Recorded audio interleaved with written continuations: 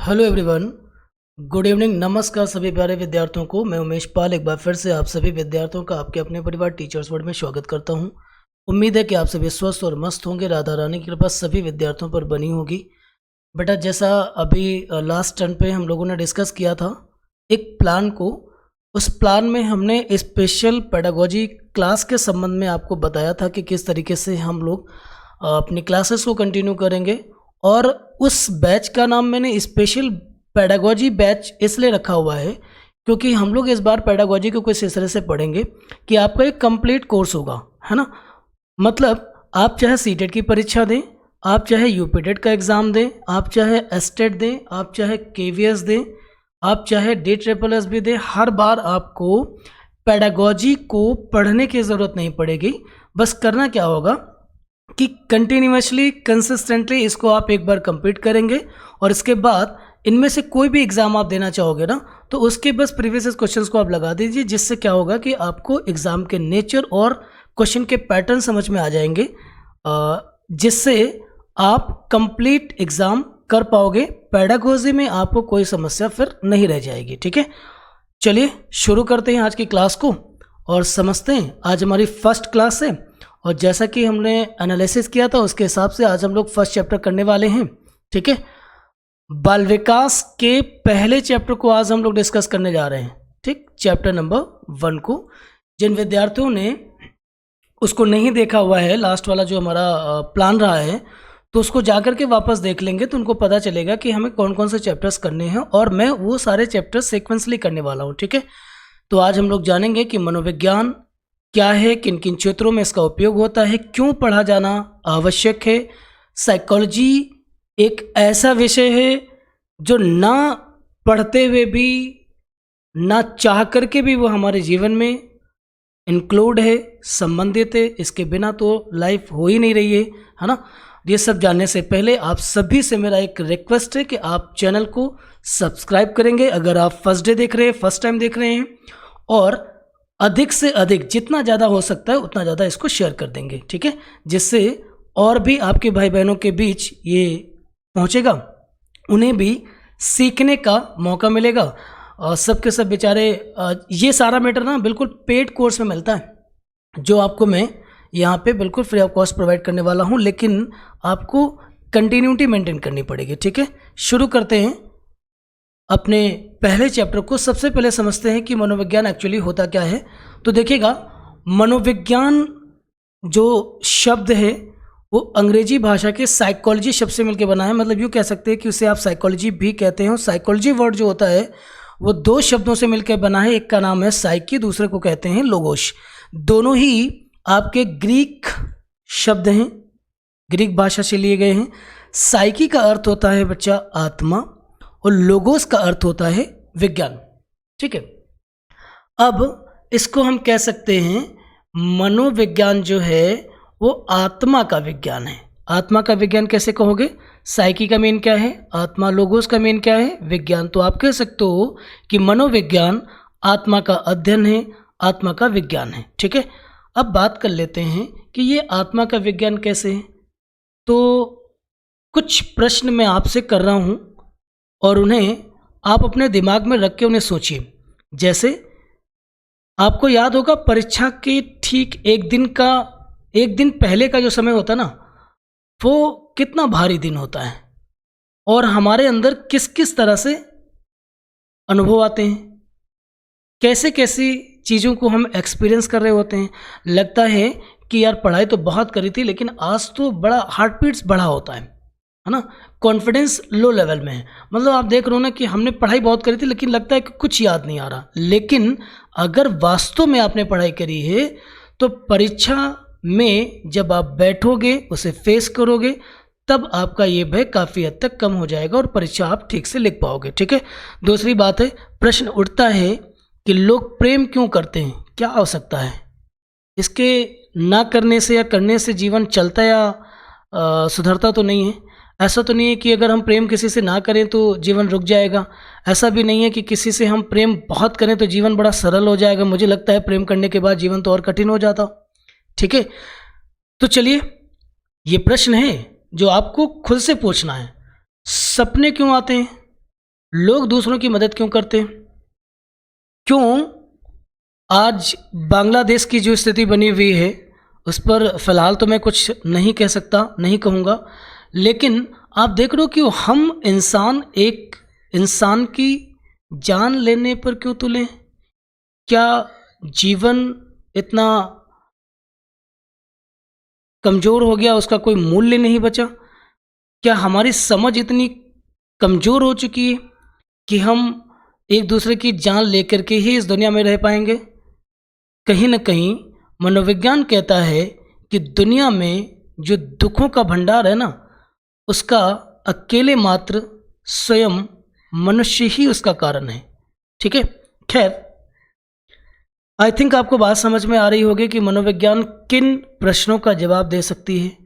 कई बार हम तनाव में होते हैं, संघर्ष के दिनों में होते हैं, दुखों के दिनों में होते हैं, प्रशंसा और सुख के दिनों में होते हैं, तो वहाँ पर इन सब चीज़ों का एनालिसिस या विश्लेषण करने में हमारी मनोविज्ञान मदद करती है। ठीक है?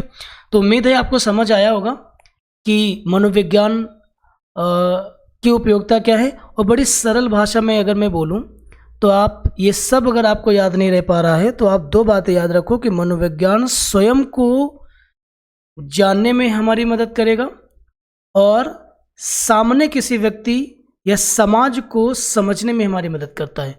और हम खुद को समझ गए और समाज को समझ गए तो मान लीजिएगा अपन तो जीवन सफल हो गया, उसके बाद तो किसी को समझने की कोई ज़रूरत है ही नहीं ना। और यही तो समझ में नहीं आ रहे, एक्चुअली लाइफ क्या है यही नहीं समझ आ रही है। तो देखते हैं मनोविज्ञान किन किन क्षेत्रों का अध्ययन करेगी। तो समझते हैं मनोविज्ञान बेटा मानसिक क्षेत्र का अध्ययन करेगी, अनुभव का अध्ययन करती है और व्यवहार का अध्ययन करती है। ठीक है? आप समझते हो ना। कुछ चीज़ों के बारे में मैं बता दूं कि जैसे कोई व्यक्ति बहुत आक्रामक व्यवहार प्रदर्शित करता है और कोई व्यक्ति बहुत हद तक पोलाइट होता है। देखिए, कहने में मुझे कोई संकोच नहीं है, कोई भी व्यक्ति शरीर से दुर्बल अथवा मजबूत नहीं होता। हर व्यक्ति मन से, बुद्धिमत्ता से दुर्बल या कमज़ोर होता है, क्योंकि ये मानसिक क्रियाएं जो होती है ना वो व्यवहार को प्रदर्शित करती हैं। क्लियर? अब अगर किसी व्यक्ति में आक्रामक व्यवहार देखने को मिल रहा है तो मतलब है कि उसके मस्तिष्क में मानसिक क्रियाएं उसी स्तर की हो रही हैं। अगर कोई व्यक्ति निहायती पोलाइट है, डाउन टू अर्थ है, बहुत विनम्र है, किसी की बदतमीजी को भी बर्दाश्त कर लेता है, तो इसका अर्थ होता है कि उसकी मानसिक क्रियाएं उस स्तर की हैं जहां पर वो आपको बर्दाश्त कर रहा है। ठीक है? उसका अर्थ ये नहीं होता है कि उसमें इतनी ताकत नहीं है कि वो आपका विरोध कर सके, ऐसा कुछ नहीं है। तो इस सब चीज़ों को सीखने में, इन सब चीज़ों को अध्ययन करने में हमारा मनोविज्ञान हमारी मदद करेगा। ठीक है?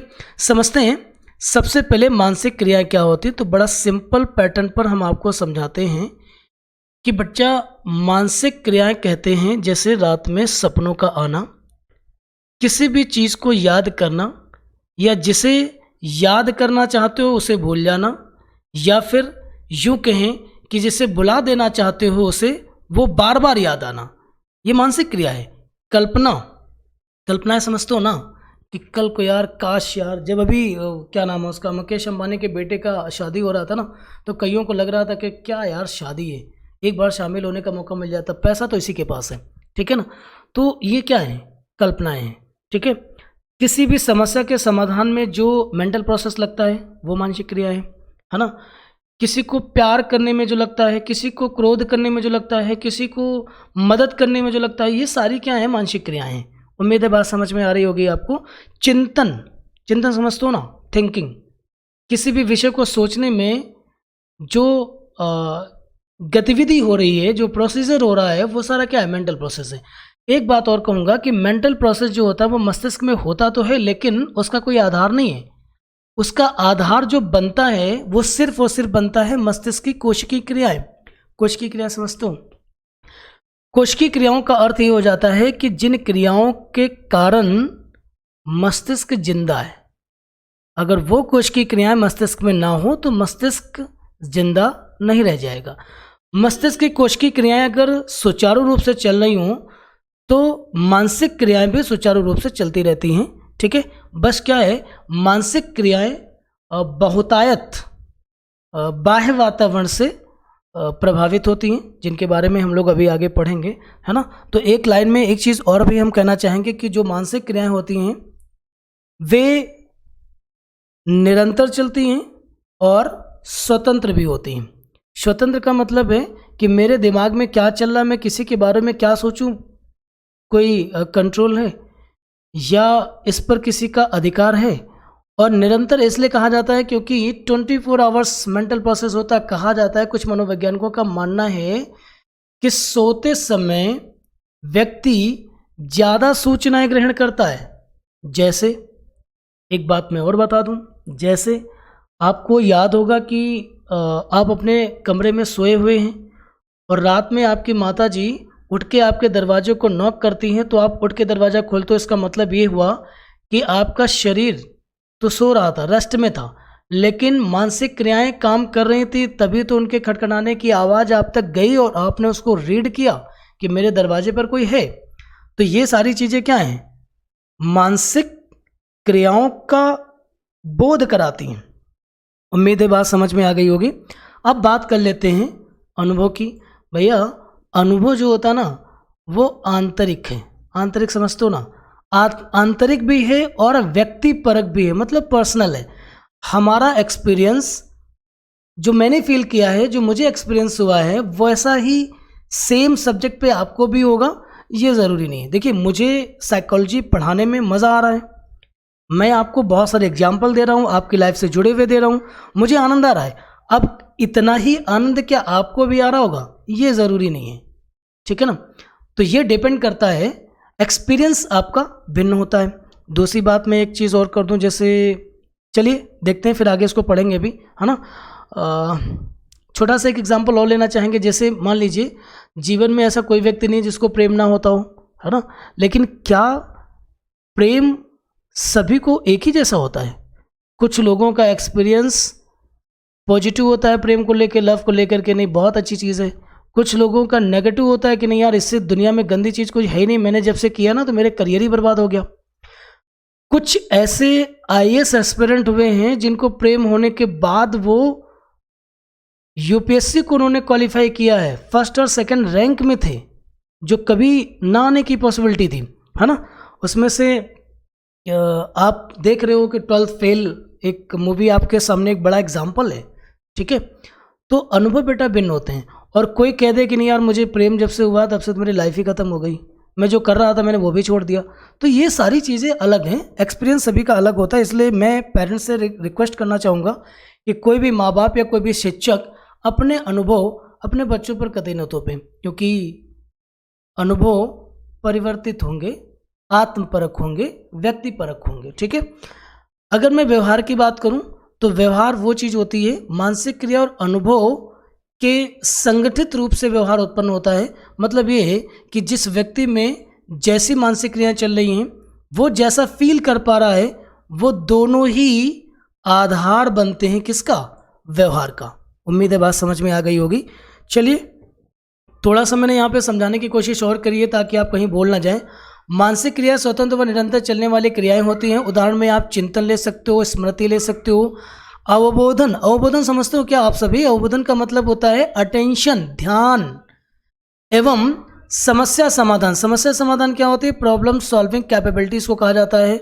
समस्या समाधान करने की जो क्षमता होती है उसे कहा जा रहा है। अनुभव की बात अगर हम करें, एक्सपीरियंस क्या होता है, तो जो अनुभव होता है वो व्यक्तिपरक है, आत्मपरक है या आंतरिक है। आप समझते हो ना, रोमांस करने का अनुभव सभी का सेम होगा क्या? आप इमेजिन करो ना, आप रोमांस शाहरुख खान करते हैं तो एक अलग फील आता है, रोमांस सलमान करते हैं एक अलग आता है, सुनील शेट्टी अगर वो रोमांस करे तो आप समझते हो कैसा होगा वो, है ना। तो बताने की कोई ज़रूरत नहीं है। देखिए, जो रोमांटिक सीन आप देखते हो तो एक ही सीन चल रहा होता है, कैरेक्टर उसमें होता है, लेकिन हम उसको अपने ऊपर ओढ़ लेते हैं, लगता है कि नहीं ये मुझे फील हो रहा है। तो एक्सपीरियंस कैसे हो जाते हैं? भिन्न हो जाते हैं। आनंद, प्लेजर की बात कर रहे हैं, ये सारे अनुभव सभी व्यक्तियों में समान नहीं होते। एक एक्सपीरियंस की बात मैं और शेयर करना चाहूँगा। क्या जैसे कि कोई रोगी मृत्यु के बहुत करीब हो, तो जो उसे अनुभव हो रहा है, क्या उस परिस्थिति से बाहर के लोगों को भी सेम अनुभव हो रहा होगा क्या? नहीं ना। मौत को जितने करीब से वो देख पा रहा है, जिस कष्ट में वो है, जो पीड़ा वो महसूस कर पा रहा है, क्या किसी और को भी होती है क्या? नहीं। तो अनुभव कभी भी समान नहीं होंगे। ठीक है, आई थिंक बात समझ में आ गई होगी। थोड़ा सा व्यवहार की बात कर लेते हैं। देखिएगा बच्चा, व्यवहार मानसिक क्रिया व अनुभव का संगठित रूप होता है, मतलब मिला जुला है। जैसी जिस व्यक्ति के अंदर मानसिक क्रियाएं होती हूँ, जैसा वो एक्सपीरियंस कर रहा होता है, उसी के आधार पर उसका व्यवहार होता है। मान लीजिए किसी व्यक्ति के जीवन में उसने कभी प्यार ही ना देखा हो, बात समझ लो ना।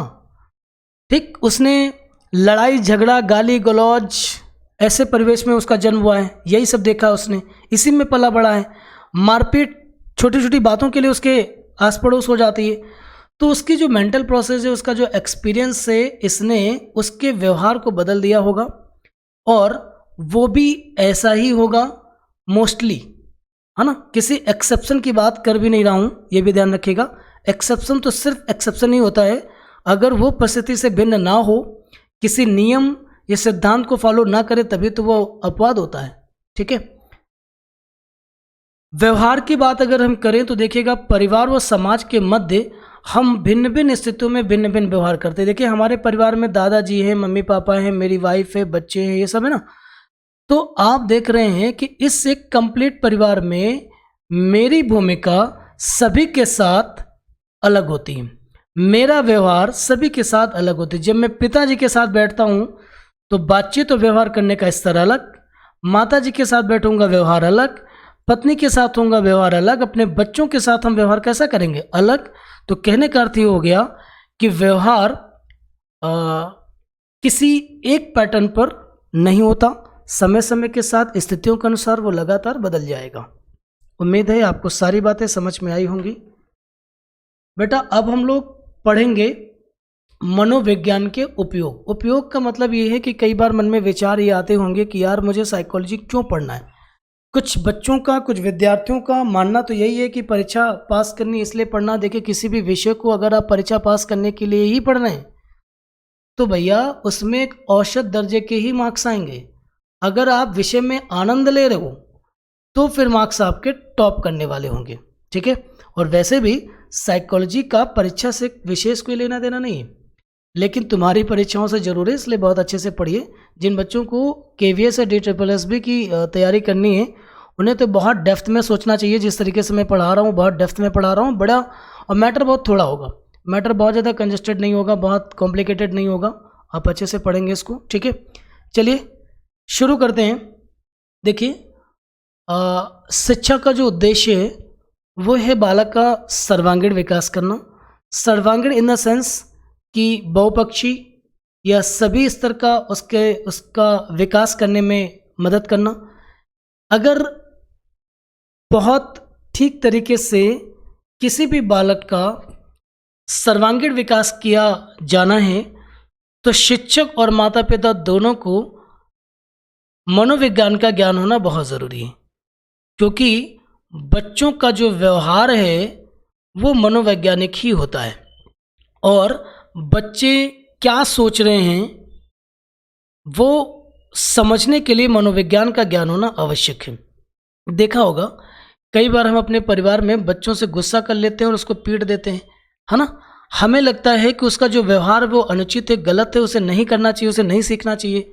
लेकिन बच्चा तो उत्सुक होने के कारण, जिज्ञासा के फलस्वरूप वो तो हर काम किए चला जा रहा है। उसके अंदर ये भाव है कि जो भी वातावरण में दिख रहा है, नज़र आ रहा है, जो उसके संपर्क में है, उसे वो सीखे और जाने, और आप उसकी पिटाई करने पर लगे हो।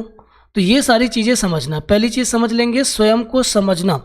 सबसे पहले एक शिक्षक होने के नाते आप अपने आप को समझ लें कि क्या आपके अंदर शिक्षक होने के सारे गुण मौजूद हैं, या फिर एक आदर्श शिक्षक में कौन कौन से गुण होना आवश्यक हैं। अगर और इन गुणों को पहचानने में, जानने में, शिक्षक की गुणवत्ता को समझने में, उसके ताकत को जानने के लिए, उसकी समझ को समझने के लिए मनोविज्ञान का होना ज़रूरी है। ठीक है, अब ये तो बात हो गई शिक्षक की, है ना। अच्छा, अब कुछ पेरेंट्स अगर ये सोचें कि यार मम्मी पापा को क्या ज़रूरत है, प्राथमिक शिक्षक तो माता पिता ही होते हैं ना, इसलिए उन्हें भी मनोविज्ञान का ज्ञान होना आवश्यक है। दूसरी बात करते हैं, जब आपको अपनी बात समझ में आ जाए कि मैं शिक्षक होने के लायक हूँ, मेरे अंदर शिक्षक होने के गुण हैं, तो फिर मनोविज्ञान आपको विद्यार्थियों को समझने में मदद करती है कि विद्यार्थी कैसे सोचते हैं। बच्चा देखो, बात ये ना कि आप में और विद्यार्थी में एक लंबा गैप होता है, और जिन परिस्थितियों में आप रहे हैं, जिस संस्कार संस्कृति में आप रहे हैं, जिस एनवायरनमेंट में आपने अपने को डेवलप किया है, बच्चों के साथ वैसी सिचुएशन अब नहीं है। इसलिए परिस्थितिवश बच्चों का व्यवहार बदल चुका है। अब उस व्यवहार को समझने के लिए आपको साइकोलॉजी का ज्ञान होना तो ज़रूरी है। दूसरी बात, पाठ्यक्रम को समझना। हमारा उद्देश्य ये है ना कि हम बच्चों को अच्छी से अच्छी शिक्षा दें, ताकि जो शिक्षा का उद्देश्य है उसे हम पूरा कर सकें। ठीक है, इसके लिए करिकुलम को समझना ज़रूरी है, पाठ्यक्रम को समझना ज़रूरी है। जो पाठ्यक्रम डिज़ाइन होकर प्रशासनिक स्तर से हमें मिला है, क्या वो मेरी कक्षा में एप्लीकेबल है, और उसे किस तरीके से अप्रोच करना है, उसके लिए शिक्षण पद्धतियों का ज्ञान होना ज़रूरी है। क्योंकि अब बच्चों को आप बुकीज नॉलेज नहीं देंगे, अब बच्चों को आप शिक्षक केंद्रित होकर नहीं पढ़ाएंगे। चाइल्ड सेंटर्ड एजुकेशन का प्रोसेस है, इंक्लूसिव एजुकेशन का प्रोसेस है, जिसके कारण बच्चे सर्वाधिक सीखेंगे। और हमारा ज़्यादा से ज़्यादा जोर किस पर होना चाहिए? सीखने पर, लर्निंग पर। ठीक है, सामग्री के चुनाव में मदद करती है। सामग्री का चुनाव का मतलब समझ में आ रही बात? कहने का मतलब ये है कि पढ़ाने के दौरान बच्चे को किसी भी विषय को समझाने के लिए किन किन सामग्री की ज़रूरत पड़ेगी। ठीक है, ज़रूरी नहीं है कि जो आप एग्जाम्पल दें उससे सारे बच्चे संतुष्ट हों, ये ज़रूरी नहीं है। आपको उनके चेहरे के भाव को देख करके ये समझ लेना होगा कि किस बच्चे को बात समझ में आई है और किसे नहीं आई है। अगर आपके अंदर ये पोटेंशियल आया तो कहने का अर्थ ये हो जाएगा कि फिर आप एक आदर्श शिक्षक कहलाने लायक हो जाएंगे। जो कुछ भी आप पढ़ा लिखा रहे हैं, समय के साथ बच्चों के व्यवहार में परिवर्तन होगा, उसे इवेलुएट करना होगा। और इवेलुएशन कैसा हो? साइकोलॉजिकल हो, मतलब मनोवैज्ञानिक तरीके से बच्चों का मूल्यांकन किया जाना है।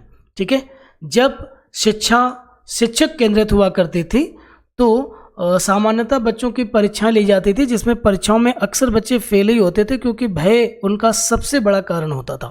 ठीक है, तो जब से मनोविज्ञान शामिल हुई शिक्षा में, तब से ये सब चीज़ें बड़ी आसान सी हो गई हैं, लेकिन उसके लिए मनोविज्ञान का ज्ञान होना आवश्यक है। 7 नंबर पे आते हैं समस्याओं का निदान। देखिए, आपने रेमेडियल टीचिंग के बारे में सुना होगा, आपने पढ़ा है कि समस्याओं का निदान कैसे करना है। तो देखिएगा, सबसे पहले समस्याओं का निदान तो आप तब करोगे ना जब समस्याओं की पहचान करोगे। बच्चों को कहाँ समस्या हो रही है, लर्निंग में कहाँ डिफ़िकल्टी वो फील कर रहे हैं, कहाँ कौन सी बात उन्हें क्यों नहीं समझ में आ रही है, इन सब बातों को समझने में आपकी मनोविज्ञान मदद करती है। ठीक है, और जब आपको प्रॉब्लम समझ आएगी तभी तो ट्रीटमेंट दे पाओगे। अगर हमें बुखार आया हो, डॉक्टर समझ ही ना पाए, या हमारे कहीं पेन हो रहा हो, डॉक्टर को रीज़न ही ना पता चले कि क्यों इन्हें पेन हो रहा है, तो वो हमारा मेडिसिन हमको कैसे सजेस्ट करेगा, वो हमारा ट्रीटमेंट कैसे अप्रोच कर सकता है? समझ आ रही बात ना? ठीक है, तो इसका मतलब है कि रोग कभी ठीक ही नहीं होना है, मतलब समस्या का निदान होना ही नहीं है। इसलिए यही तो बात है, तभी तो हम एक अच्छे डॉक्टर की तलाश में होते हैं, ताकि उसे हर तरीके का ज्ञान हो और काफ़ी उसका अनुभव। देखिएगा, मनोरोग विज्ञान जो होता है वो 2 क्षेत्रों में काम करता है, और बहुत ठीक तरीके से काम करता है। इसका एक क्षेत्र ये हो जाता है कि आप देख रहे हो कि ना, आजकल एक आपने कभी साइकेट्रिस्ट का नाम सुना होगा, मनोरोग चिकित्सक। ऐसा कोई हॉस्पिटल नहीं है जिसमें इसका डिपार्टमेंट ना हो। कुछ समय पहले अगर इतिहास को कालांतर में हम देखें, तो जब हमारे मस्तिष्क को किसी स्तर का कोई आघात पहुंचता था, तभी हम मेंटल डिसऑर्डर में जाते थे, या मेंटल डिसऑर्डर जैसी कोई डिसीज होती भी है, ये हम लोग लगभग ना के बराबर ही जानते थे, लेकिन आज स्थिति ये बन चुकी है कि बच्चों को हो रहा है, युवा को हो रहा है, वृद्ध को हो रहा है, तो कोई बड़ा इशू नहीं है, ठीक है, क्योंकि उनका मेंटल प्रोसेस कहीं ना कहीं ब्रेक हुआ है ना, थिंकिंग लॉट ऑफ होने लगी है, ओवरलोडेड होने लगी है, तो मेंटल डिसऑर्डर ये स्ट्रेस के चलते हो रहा है। तो ऐसे रोगियों को ठीक करने के लिए साइकोलॉजी का ज्ञान होना ज़रूरी है। दूसरी बात अगर हम करें कि चिकित्सा के क्षेत्र के दूसरे क्षेत्र में ये कुछ इस तरीके से हेल्प करती है कि जैसे सर्जन होते हैं जो ऑपरेट करते हैं, मान लीजिए आपको किसी सर्जन के पास किसी इस तरह का ऑपरेशन कराना है, तो आपने नोटिस किया होगा कि आप चाहे जितने गंभीर हों, सीरियस हों, सबसे पहले डॉक्टर आपकी ओपीडी करेगा। ओपीडी के दौरान वो आपको एनालिसिस करेगा, ठीक है, और आपके अंदर का जो डर है वो ख़त्म करेगा और आपको कॉन्फिडेंस में लेके आएगा कि आप चिंता ना करें, आप जिंदा रहेंगे और हम इस ऑपरेशन के बाद आप बिल्कुल दौड़ने लगोगे, आप विश्वास कीजिए कोई समस्या नहीं होगी। दूसरी बात है कि थोड़ा बहुत कुछ समय के लिए वो ट्रीटमेंट देता है ओपीडी के दौरान, जब वो चीज़ों को ठीक कर लेता है, मतलब यूँ कहें कि बीमारी को एक स्तर पे लाता है या उसे स्टेबल करता है, ठीक है, और तब धीरे धीरे करके इसकी जो पेशेंट की वीकनेस होती है वो ख़त्म होती, फिर एक वो डेट फिक्स करता है जिस दिन आपकी सर्जरी वो करेगा। तो धीरे धीरे कह सकते हो कि मानसिक रूप से रोगी को तैयार किया जा रहा है कि आपका ऑपरेशन होगा। इमेजिन करो कि अगर आपको कोई डिसीज़ हो और ऑपरेशन करना हो, डॉक्टर तुरंत आपको ऑपरेशन थिएटर लेके चला जाए और कह दे कि तुम्हारा ऑपरेशन होना जल्द से जल्द, अदरवाइज आप एक्सपायर हो जाएंगे, ठीक है, तो भैया डॉक्टर अपना ऑपरेशन बाद में शुरू कर पाएगा, पेशेंट पहले निकल जाएगा। तो आप समझ रहे हो ना किस गैप को ख़त्म करने के लिए साइकोलॉजी काम कर रहा है। दूसरी बात है, अगर आपने कभी मुन्ना भाई MBBS देखी हो तो आपको याद होगा, एक लड़का था, मुझे नाम नहीं याद आ रहा उसका, संजय दत्त जी ने उसको ठीक किया था, है ना, जो किसी लड़के के प्रेम के चक्कर उसने सुसाइड करी थी, उसका मुझे नाम नहीं याद आ रहा। और एक पेशेंट और भी थे, वो डॉक्टर साहब के पिताजी जो थे, ठीक है, उनका भी मुझे नाम नहीं याद आ रहा। तो मेडिकल साइंस वहाँ पे फेल हुई थी, उस साइकोलॉजी का सहारा लेकर के ही उन्होंने संजय दत्त जी ने एक थेरेपी करी थी जिसके चलते उन्होंने डॉक्टर के पिताजी को ठीक कर लिया था, ठीक है। तभी डॉक्टर भी उनके फेवर में आ गया था, क्योंकि उसे भी लगा था कि जिसको यार हम कभी नहीं ठीक कर पाए डॉक्टर होने के बावजूद, ये आदमी है ना हंसा खिला के उसने ठीक कर लिया, ठीक है। तो मनोरोग कुछ इस तरीके की चीज़ें होती। खैर, आज की क्लास को मैं यहीं पर वाइंड अप करूँगा और उम्मीद है आपको सारी चीज़ें समझ में आ गई होंगी। Thank you so much. Next day इसी का एक सेकंड पार्ट करेंगे, उसके बाद जाके ये चैप्टर आपका कंप्लीट होगा, ठीक है। कल तो आपका हॉलीडे है, 15 अगस्त से स्वतंत्रता दिवस है, कल आप आज़ादी के दिवस को मनाइए खूबसूरती से। डे आफ्टर टुमारो हम लोग क्लास को करेंगे। थैंक यू सो मच बेटा, शेयर करना बिल्कुल मत भूलिएगा।